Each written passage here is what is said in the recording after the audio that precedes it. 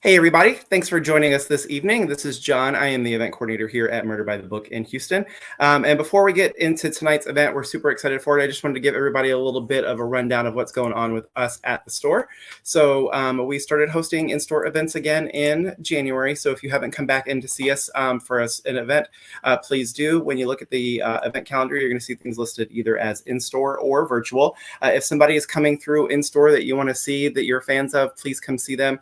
We're trying to convince publishers that we want to see people out on the road again. So pre-order books, come put butts in seats, help us let the world know that we would love to see authors back in the store. We have...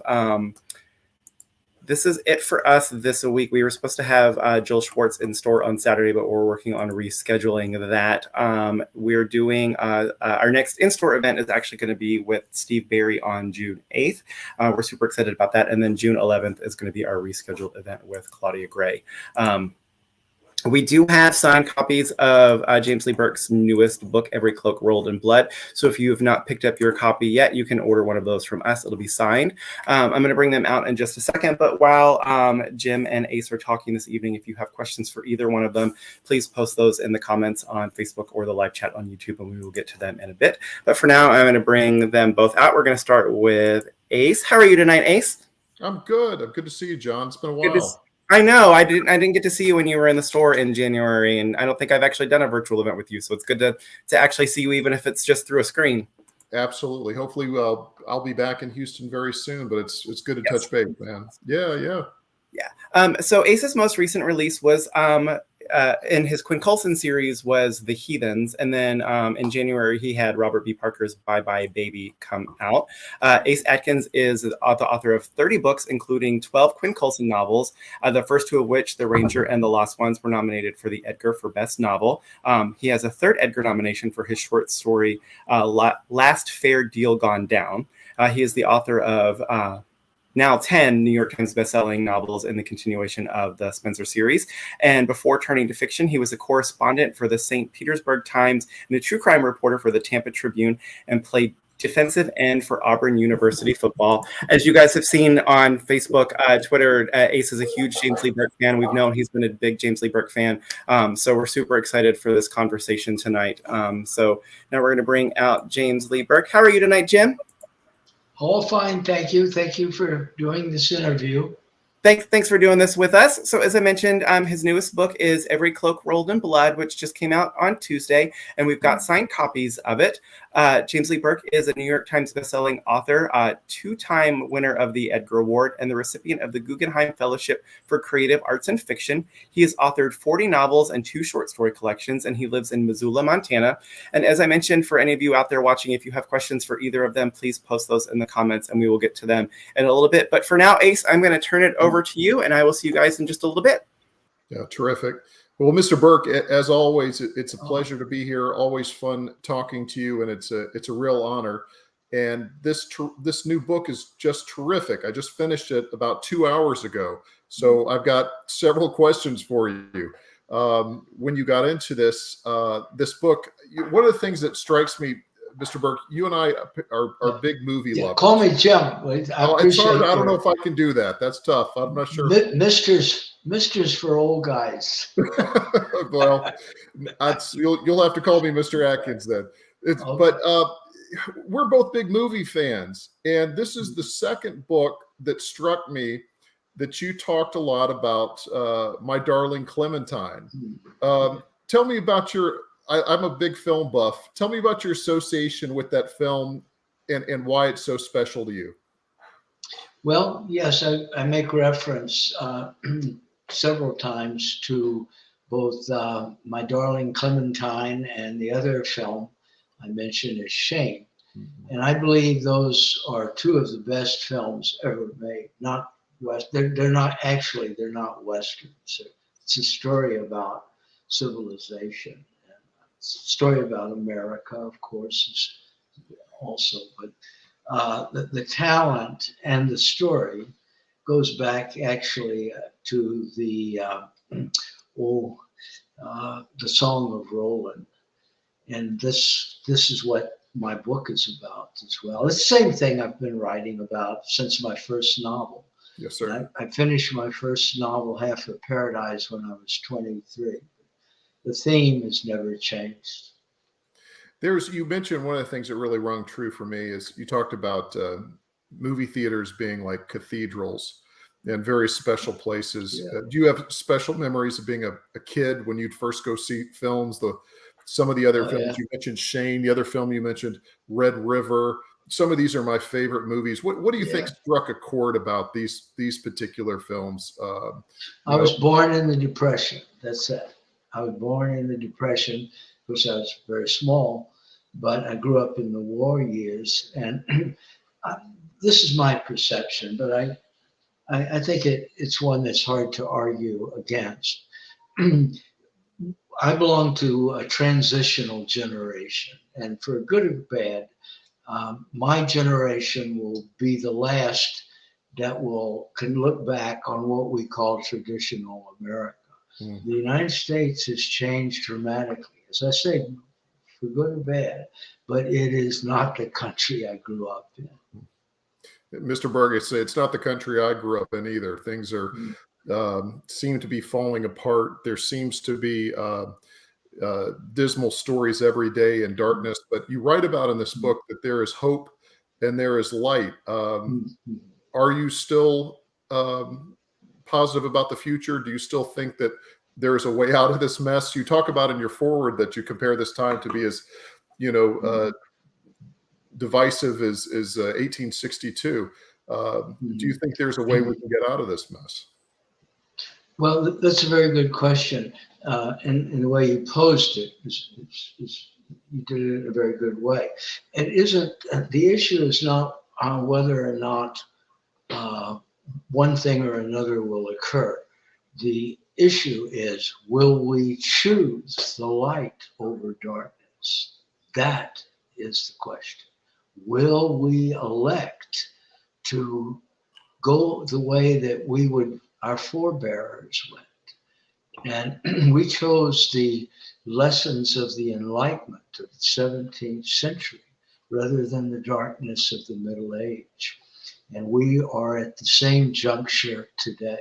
That's my opinion. And I'm not quite sure there are enough of us to make the right choice. We've done some things I never thought would happen in my life. Never thought it. You see things, and we'll continue to circle back to the book, but I think things that maybe were taken for granted as far as decency and honor and truth and those kind of things are very hard to find these days, and not necessarily things that were respected as they once were. It seems like you talk about one of my favorite phrases of yours that you've used, I think, from the beginning of your books is moral insanity.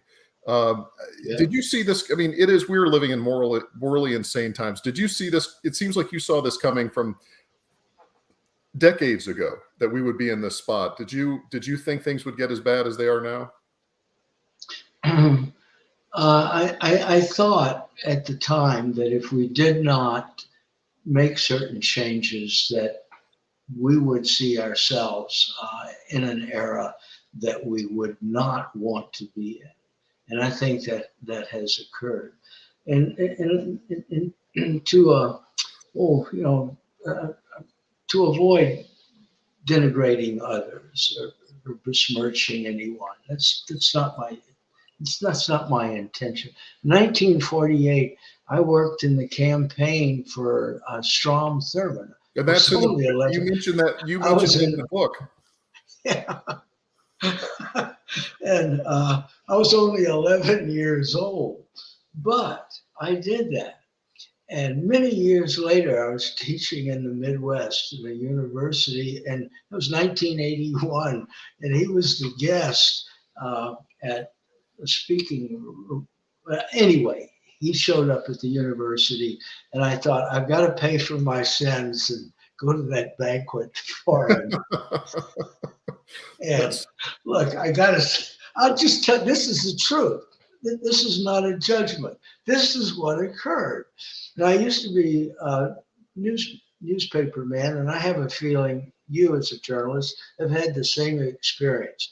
We keep we hear about somebody who is a real dragon, and we think we're dealing with Satan, and then we one day meet him, and we find out we're talking to Elmer Fudd. Now, I didn't. Okay, that has happened to me though again and again as a journalist. And I think, my God in heaven, I can't believe these are people running the country. But anyway, all right, this was 1981 when the senator was head of the Judiciary Committee. He had enormous power. It was he who forced Dick Nixon to put Agnew on the ticket. I mean, this is a powerful man. Well, I quickly learned, I was trying to hear what he was saying. He was talking at the table. And all I heard him say were things, not good things, about people on welfare and what he called, this is the way he pronounced it, the media. And then he said, why are they obsessive? Now, when John Kennedy was killed, they talked about it for days. That is an exact quote. They talked about it for days. And I turned to this professor next to me and I said, did that man just say this? I said, yep, you got it. Well, I'm afraid the same bunch is back. It's back. And fully. I hope they all have a good time. Oh, well, you were writing. They've got some real laughs coming, brother.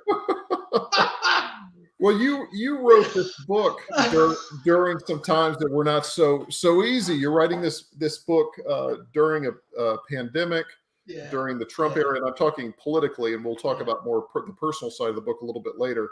But during a pandemic, during upheaval, during an insurrection, it seems like a lot of the political things that were going on in America made their way into this book. This is not to give anything away, but it is many ways a descent into hell. When you look back at it on this book, is this very of the time, of the period? I think so. It's written in the present tense, of course, and it deals with, I think, 5 themes that we see in here. But the technique that I tried to use was to look at today's events and to finally accept the fact that the past, as William Faulkner suggested, is not the past. It's still with us, and we are with it. And the year 1870 is still there. You see, one of the worst events in the continental United States, in the United States itself, probably the worst crime ever committed, was the Baker Massacre on the Marias River in the year 1870, because it was not the exception. That's where we go wrong. We believe, oh, it was a terrible thing that happened, but it was not the exception. It was part of a policy, and that policy came right out of Washington, D.C. And this is a perception of mine.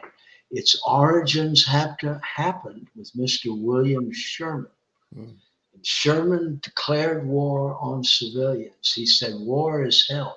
Well, he ensured that he would make it hell.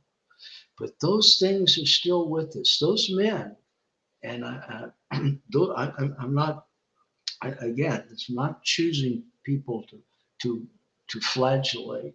These things happen. Mm-hmm. But not just in 1864 in the march from Atlanta to the sea. They continued on into 65, 66, but in the American West, and they did the same things, and they did the same things over and over again. And it was the same people who did them. Custer, for example. Custer, well, wiped out the Southern Cheyenne on the Washington River. The women ran out of the wickiups and tore off their shirts to show their breasts, to show they were women, and to ask for mercy. They did not get it. These men were actively involved in a deliberate policy of racial genocide. And that's what happened. We've never acknowledged that. Sherman, I'm not picking on Sherman. I mean, he had a whole country behind him. He was one of the advocates of destroying the bison, and they did it.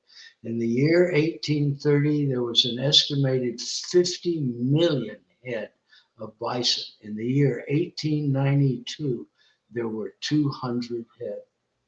Those are the things we did. That was conquering of the West. Go ahead. No, I was going to say that the writing about the massacre at the Marias River, that was something I didn't know about. And I did not know about Eugene Baker. I had never heard of him. I didn't know that story. And immediately when I picked up this book, I went and looked him up, and I saw this horrific story, but I had never learned about it. There was and he's a very present figure in this book. This is not a flashback. This is not an aside. I don't want to give anything away, but he's a very present part of this entire novel. His spirit is. But that's it. You see, we haven't acknowledged it, and the only reason people know that about Wounded Knee is because Black Elk, the book written by John, John. Oh golly, I can't think of its name either. I know what you mean. But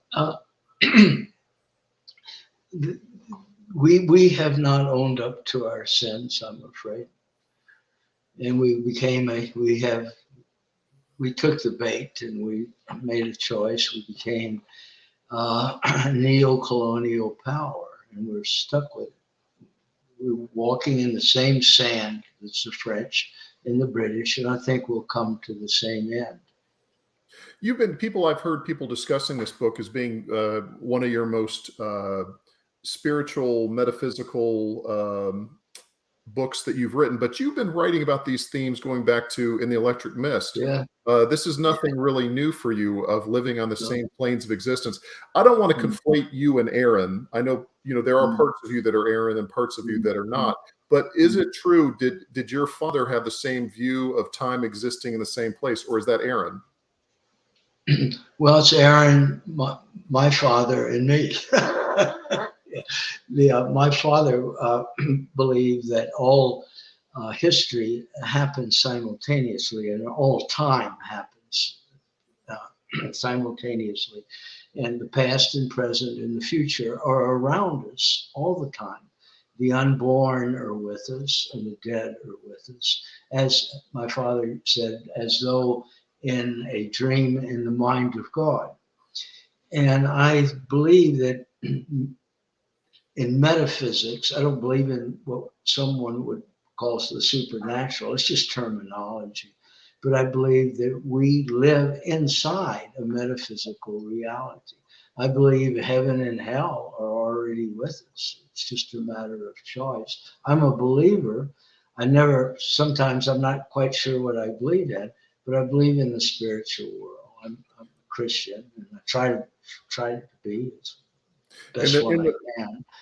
In the last book, Aaron encountered the same type of dealing with different spiritual planes. But in this book, it is the book. This is not something that happens in the final part of the pages. This is something we know from the very beginning when Aaron goes into that cellar. And he enters that cellar. I mean, that's within the first 4 to 5 pages. I was really intrigued, and I don't want to get too a lot of times when you talk to writers, talk about craft and how things are made, and I know you get probably very tired of talking about that stuff, but I was very fascinated in your forward or an interview that I saw. You talked about that you really didn't know where you were going with this book, and you just started, and this book was it just like a river that carried you along, where you knew Aaron was going to be a part of it, and it brought you into this story? Yes, it's the way I've always written, and I've never really understood why or how I write. I've never understood it, and I don't challenge it. This is what I feel, and I think any artist, and people in the other mediums, that the gift comes from someplace outside of us, and it's put inside one's chest for a reason. And if we'll be true to the gift, we will see it finally become manifest in our lives. And it's to make the world better, a better place to live in. And if we don't do that, we will never find happiness. We will resent ourselves unto our deathbeds.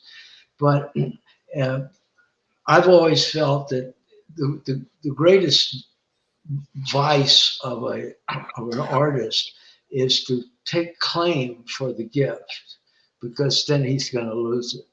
It'll go away. I've never seen the exception, but I see two scenes ahead into the story. I never know where a story is going. I do not have a clue on it. I just start doing it. Hemingway said it once. When he wrote The Snows of Kilimanjaro, he was having a hard time writing. He'd been in Spain and he was depressed. And then he said he realized if he could write one line, he could write two. And if he could write two, he could write three. And if he wrote three, he had a paragraph.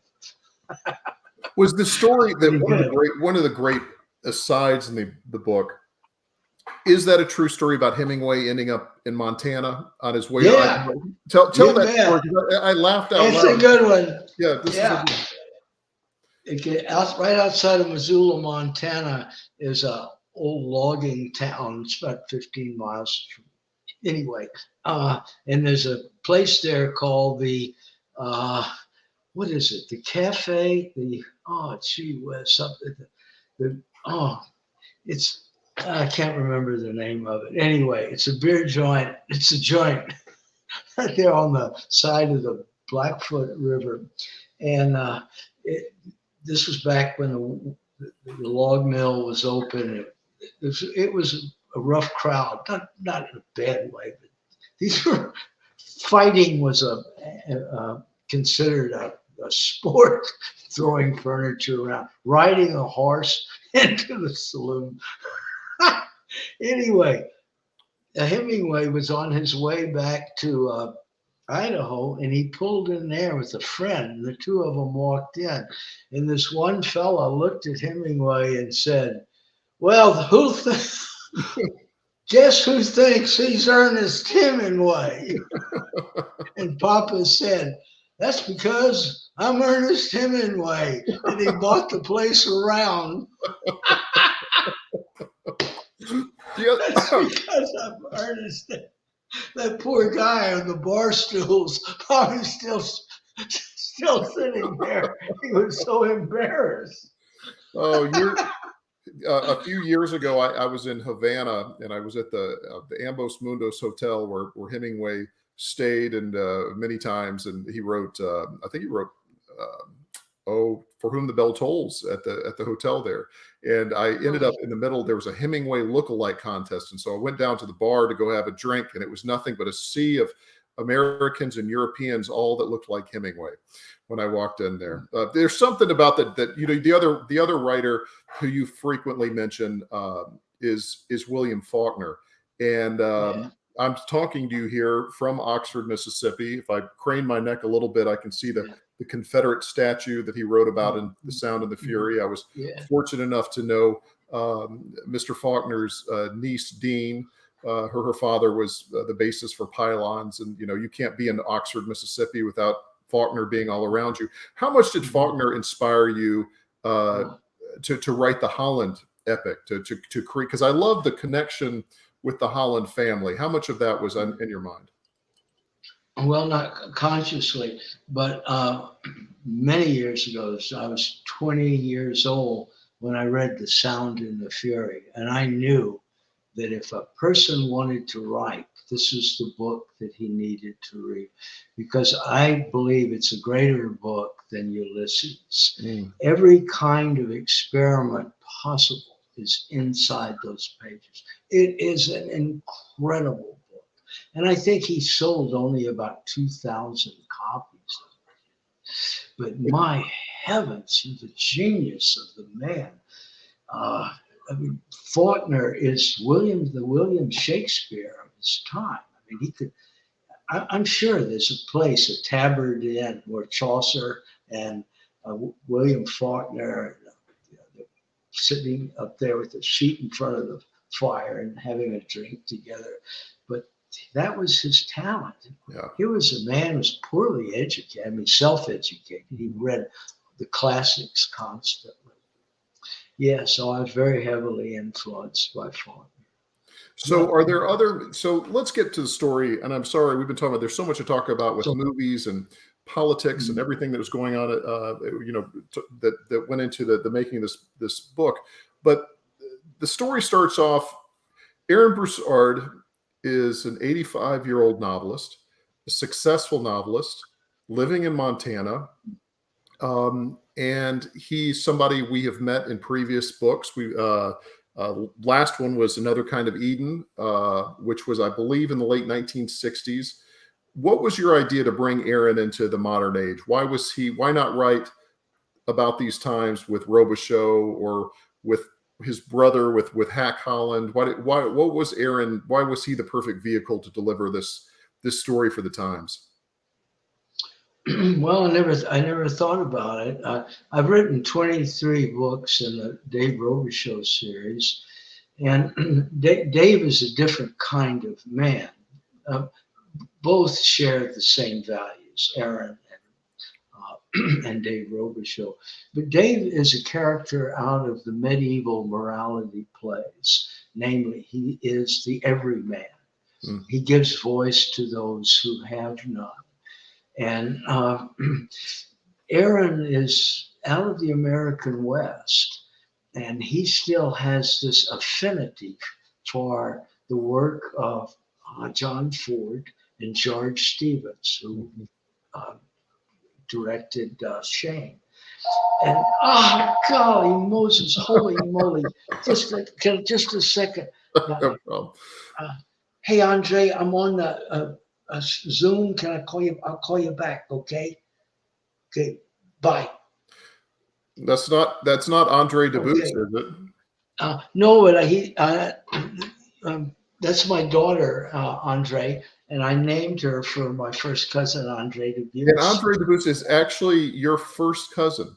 First cousin. We were raised together, grew up together, and we were 4 months apart. We were quite close when we were young.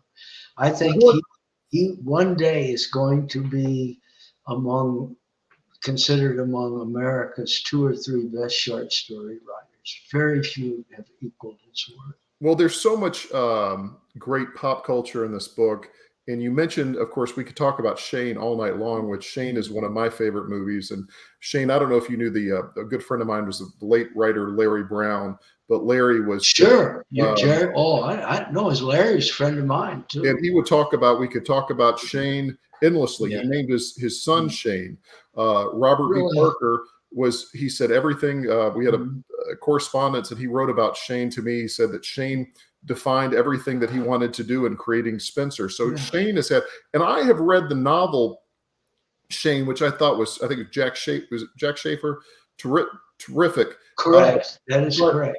But you wrote about something I did not know about and sent me to researching is the screenwriter for Shane, who was a novelist. And that's somebody, Mr. Burke, I didn't know anything about. Tell me about him, because you speak very glowingly about his abilities. Oh, A.B. Guthrie, the most unnoticed great artist in America. I never can understand it.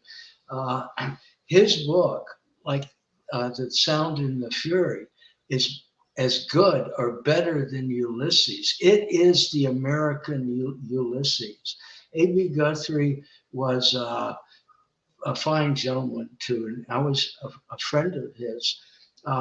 He was a journalist early on in his career in Louisville, Kentucky. He grew up in Choteau, Montana, came back here, and he wrote The Big Sky, And then he wrote The Way West, which won the Pulitzer Prize. Wow. And then he became a screenwriter out there in Hollywood.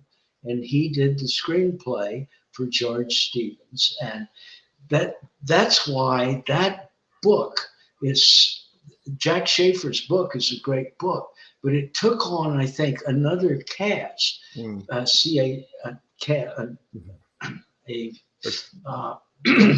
on another face. Yes, Yeah. sir. Anyway.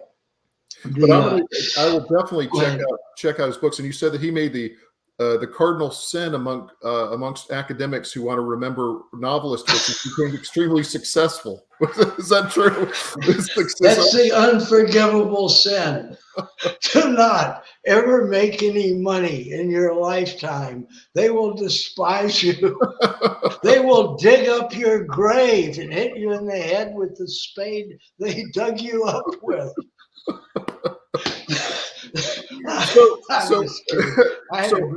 Aaron has a lot of people. When you started off, did you know these characters like Ruby Spotted Horse, or did she just come into? You always have these, people always talk about having strong women, strong female characters, but again, these are characters you've been writing about forever. She reminded me very much of Helen in the Robichaux books, and the wonderful character who's escaping me right now.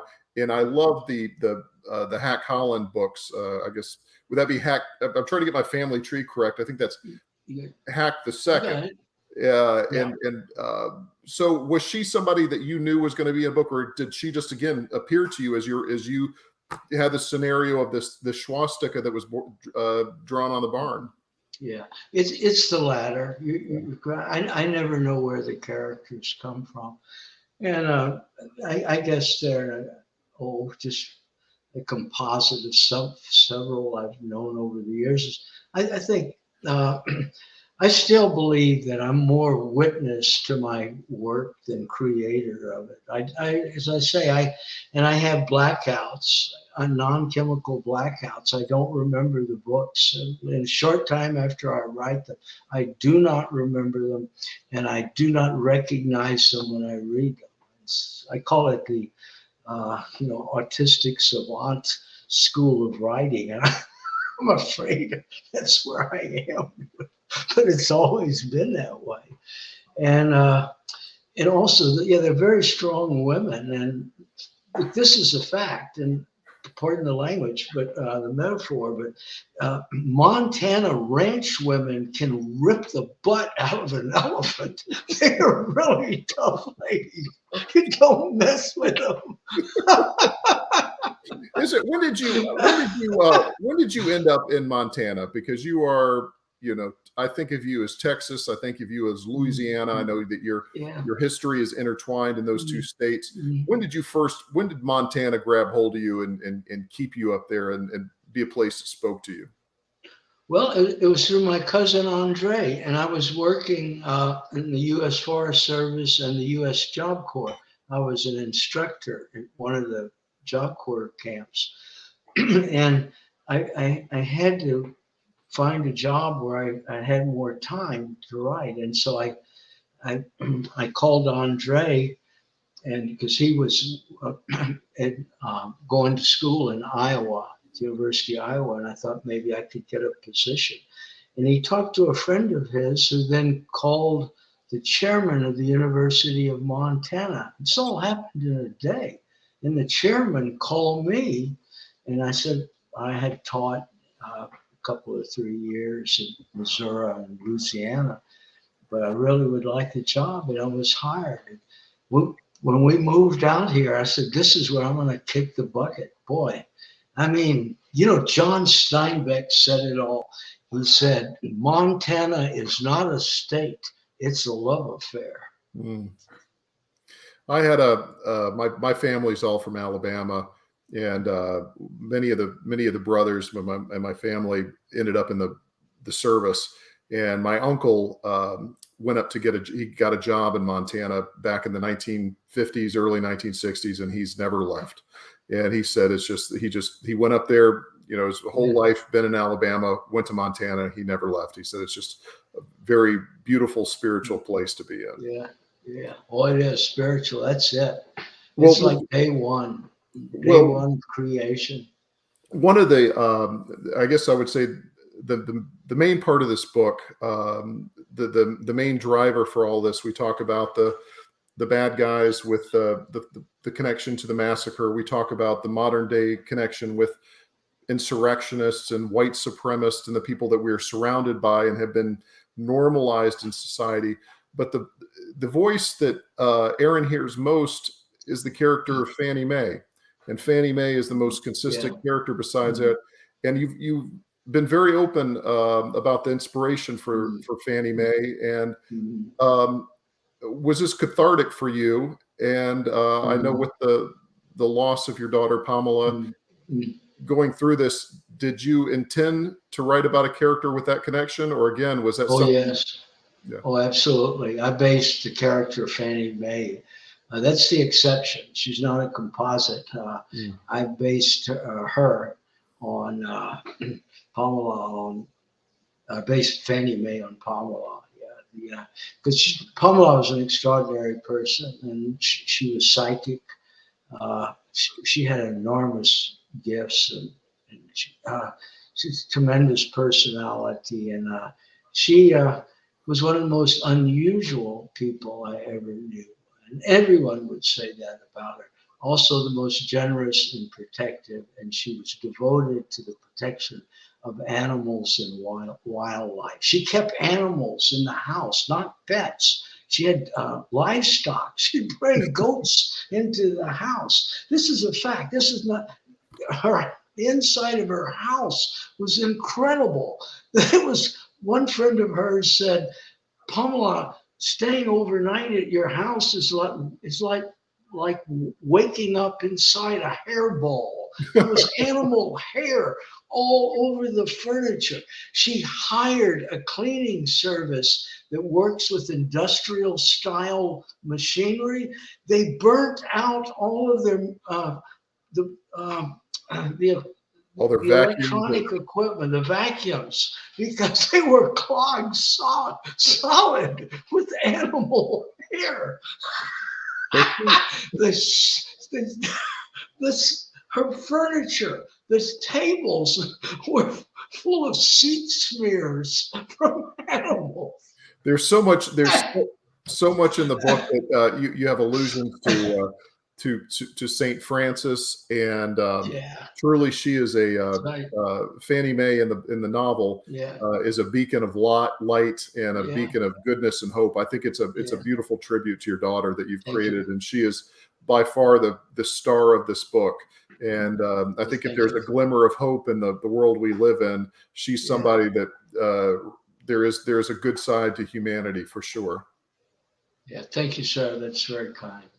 Well, one of the other characters you write about, which I know was somebody that you know, and again, I love these asides because I think these are from the Burke file and not from the Holland file, is you were friends with Charles Willeford. Yeah, good friends. 20 years. We were good friends. What was I don't know if you ever ran across one of my good buddies here, was the late great Barry Hanna. But I knew Barry, sure. Barry idolized Willeford, and the last conversation I ever had with Barry is I had gotten him a copy of a biography of Willeford, and he called Willeford a personal hero.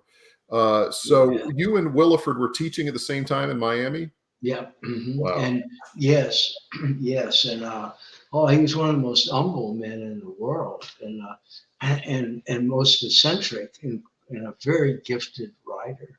And he wrote a great book called Something About a Soldier. But his best book was I Was Looking for a Street. And it was about his running away from the orphanage when he was 15 years old in Los Angeles and joining the U.S. Army. And that was 1936. And he was in the actual U.S. Cavalry and was stationed at Schofield Barracks. And he knew all those soldiers who were in James Jones's book. Wow. But Charles had such a great, but he would not write about the war. Wow. And he became a tank commander. He and my cousin and Lester Hemingway all at the same time. That's were what in I the was going to ask you liberation about. of Dachau. And And so, I knew my cousin was Weldon Millett. Excuse me, go ahead. no, sir. No, I'm sorry. No, I was going to say No. that was the other question I had for you about this was Hemingway's brother, and you got to know him Correct. around the same time. Yeah, I was a good friend of both his wife and his daughter Hillary, Wow. who lives, of course, in the Florida, outside of, I think, St. Petersburg. But yeah, I knew their family, and they were great people to know. Oh, gee whiz, Lester and Charles together. But anyway, I remember I tried to convince Charles to write about the war. He had the Silver Star, the Croix de Guerre, and 2 Purple Hearts. And he was at Arnhem, and he took his tank behind German lines and piled 23 grunts on top of it and took them home. And he would just blow it off. He said, James Jones and those fellows have covered all that. But you're right about that, and is that the best of America when we think about the true America and the great Americans? I'm actually watching Band of Brothers right now with my son, and the idea of America and the idea of what they stood up against. I think that one of the many, many wonderful things about your book is it makes you face history and hold up not only our country, but just civilization up to a mirror. I think so much of that, I guess, with that generation being lost, but for you, with those men being older and coming back, was such a part of your childhood. Did you have other members of your family that had been in World War II? How much of that did shape your early life as a kid? Well, I'm glad you asked that question, because you asked earlier about the Holland family. And maybe my best book is titled Wayfaring Stranger. And it was based on the life of my cousin. His name was Weldon Benbow Millett. And Weldon was a country boy mostly, and he went everywhere there was a war. But he went all the way across Europe to the Elbe River. And he had the Silver Star, 2 Bronze Stars, 3 Purple Hearts, and he left a lung in Germany, and he brought a German girl home. But he was one of the finest men I ever knew. His name Buddy Millett. But Pamela, I'll say this. This is why Pamela was such an incredibly complex person, but one that glowed with an aura. And she called me up hysterical over the phone. This was about 12 years ago. And she had a visitation. She said 3 men came into her room. And I said, I'll sit down. And don't. And she said, no, Daddy, be quiet. They have a message for you. And she said, I don't know who they are, but they gave me their names. And she gave me the name of Weldon, but she gave me his boyhood name, and she gave me the name of my uncle. These are the Hollands and the Benbows, and my first cousin. They were all dead, and they described a truck that I was to avoid, that I would see on a highway, and it would look like it was carrying pipe, but it didn't have pipe on it, but it was the one that was going to kill me if I didn't avoid it. And I said, wow, gee whiz, I was shaking all over because of the things she told me about the men. There's no way in the world she could have that information. 2 years passed. Pearl and I were coming across the Canadian border down a hill, and I looked up in front of me. It was sunset, and there was a truck there with a big trailer on the back of it, a flat trailer on the back of it, and there were lodgepole pines were boomed down on it, and the driver slipped the load. A log missed us about 18 inches only because I swerved at the last minute.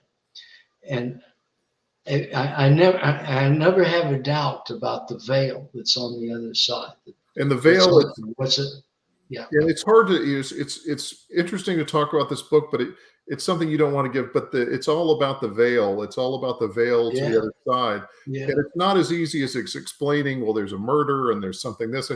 It's really an unraveling of it just seems to be about everything: life, death, the state of America, history, and it all you pull off just a wonderful magic trick here, which is you're just working on all these different levels.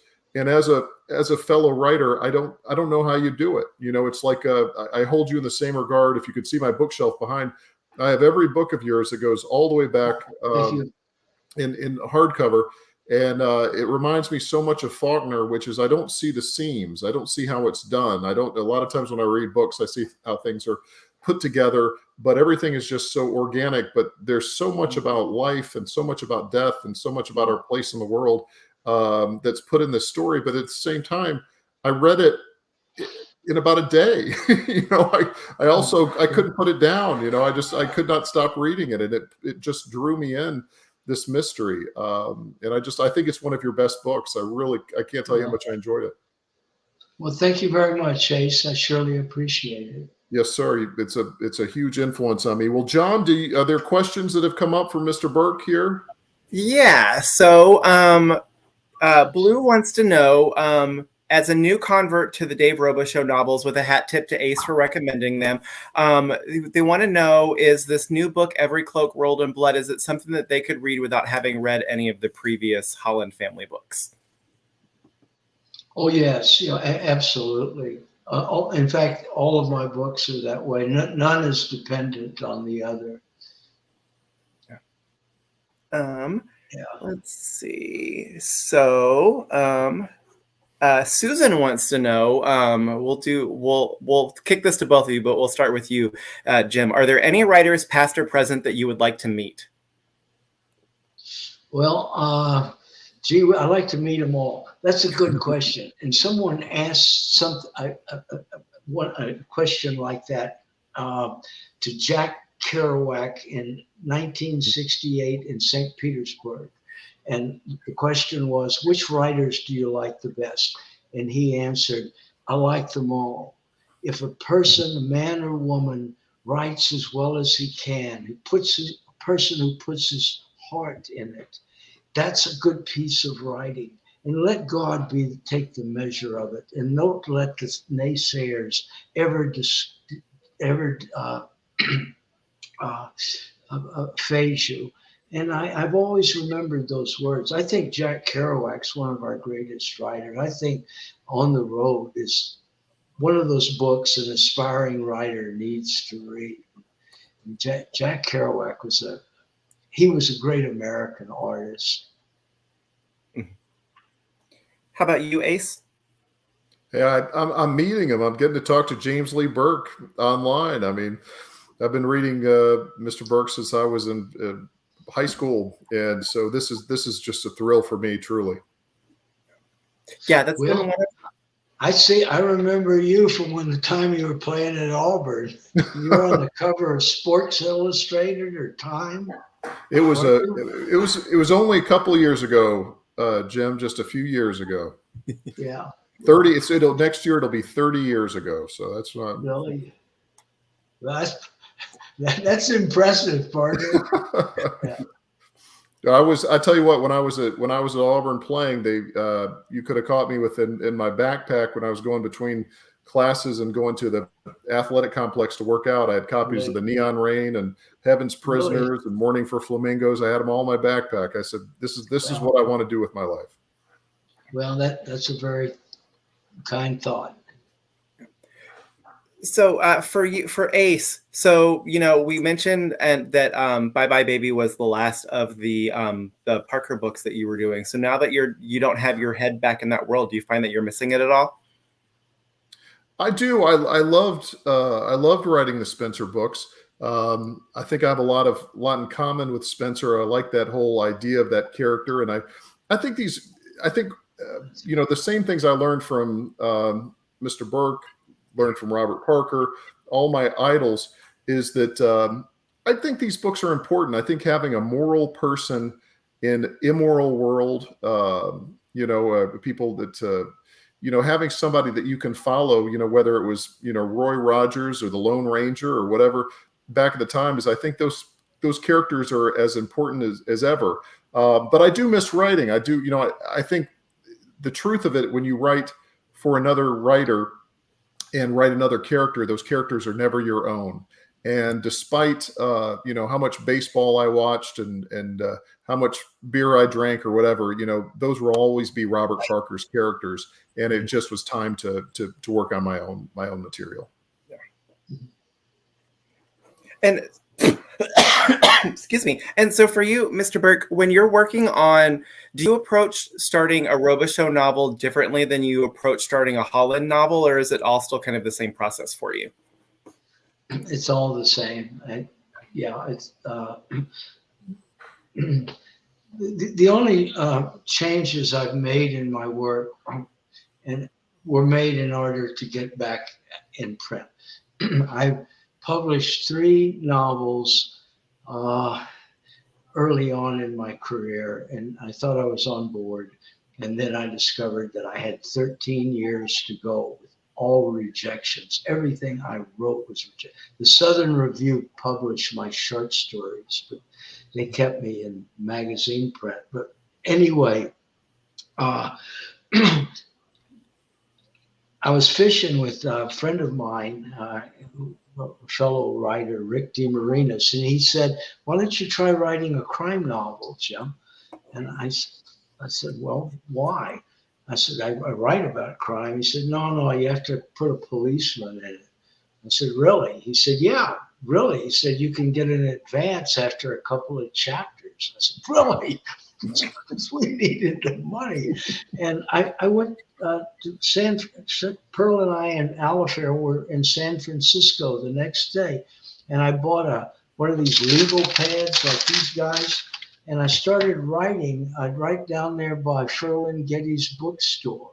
And I wrote 2 chapters in longhand and sent them to Charles Willeford. And he wrote me back about 2 weeks later. And he said, Jim, I think you have created a character who may be one of the best in the history of crime fiction. Wow. Charlie didn't hand out compliments whimsically.